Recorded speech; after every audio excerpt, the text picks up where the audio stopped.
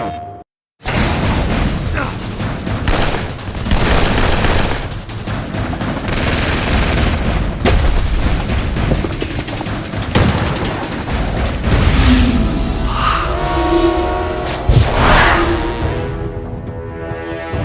Uncharted 2, we really wanted to not only tell a really compelling story with interesting characters, but we wanted to just put you in these over-the-top cinematic set-piece moments that feel ripped straight out of a summer blockbuster movie. It lets you have control over Drake as you're having to play through those set pieces. So we wanted to just give all the technology we could to the engine to allow us to create these moments.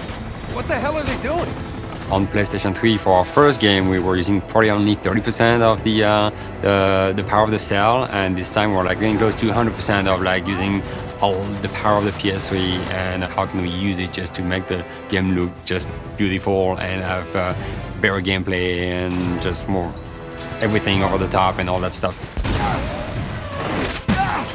Uncharted 1, when it was a hard project because we had a lot of new IP, new team, new system, new engine, new everything. I would always say Uncharted 1 was like doing brain surgery with a chainsaw.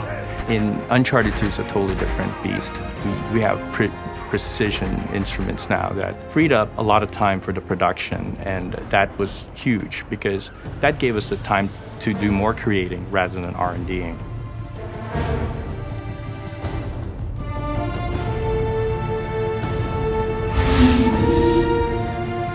In Uncharted 2, we integrated use of the Havoc physics engine, as opposed to a proprietary physics engine we wrote for last game. We're able to do a lot more things we couldn't do last game.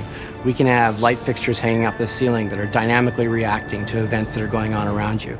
We have destructible cover all over the place. What we want to do is blur the line between the pre-computed physics stuff that we pre-process in our 3D software and the stuff that's happening live in the game. It's dynamically reacting to explosions and gunfire. And our goal is to have those two things coexisting without ever betraying what's going on behind the scenes.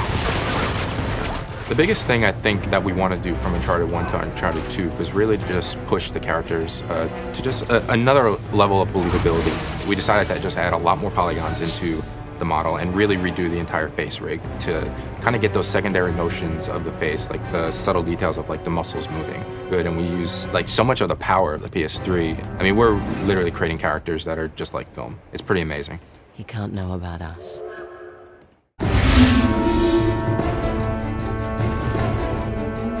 We often talk about moments in the development of Uncharted, but they're these iconic images packed with drama and a spirit of adventure, and so the train was definitely one of these. We wanted a technology that will let us place Drake on objects, be able to move those objects, break them apart, and still keep the player's gameplay intact the whole time. And we're calling them active cinematic experiences. You're fully in control of Drake while something big is happening. Like staging a battle on the roof and inside of and on the sides of a train that's speeding through the Himalayan countryside. That represented really major hills for us to climb in terms of technology, and then how we would develop the gameplay scenarios inside of those spaces and using those technologies. But they're so instrumental, they're so fundamental to the game that Uncharted 2 has become that we're very glad that we chose to do those things. Oh, crap!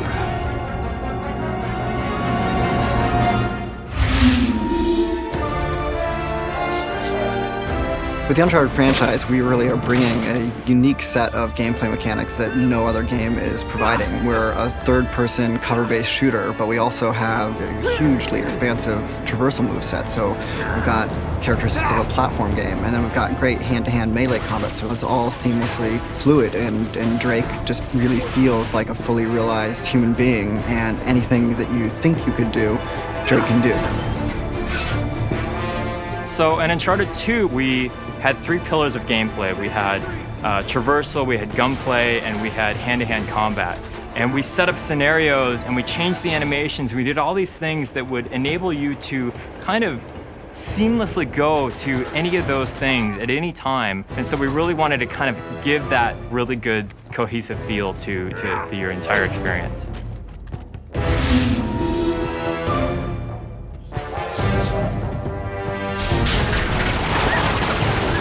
We could not have made Uncharted 2 without having made Uncharted 1. We had such a foundation, such a great base to start from that we built everything on top of. And so our goals for Uncharted 2 were to just really expand even more. We're constantly having to find ways to optimize and to like how can we squeeze more in during the experience, and we have more than achieved that goal. We've definitely outdone ourselves on this game. Oh God, be careful. Holy shit. We're gonna pack more explosions, more big budget, Hollywood blockbuster explosions, buildings collapsing. You know, we want to maximize people's time. You know, if they're gonna spend 12 to 15 hours in our game running through it, we're gonna make sure that every minute of that, there's something unexpected getting thrown at them, there's something falling down around them, and they're caught up in the middle of it. The optimizations and enhancements that they've done to this engine from Uncharted 1 to Uncharted 2 are mind-boggling, and we're using the PlayStation 3 hardware in a way that I'm not sure that anybody else really is. To have that visual experience be so right and so seamless that you get the effect of people not wanting to put the controller down.